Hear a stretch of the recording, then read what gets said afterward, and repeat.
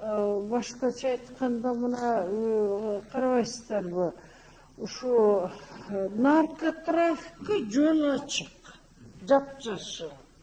Милиция болу көмөктөшө экен да ушуга. Кантип эле ушу 82 миң или 92 миң сом эле ошол жерден кармалат.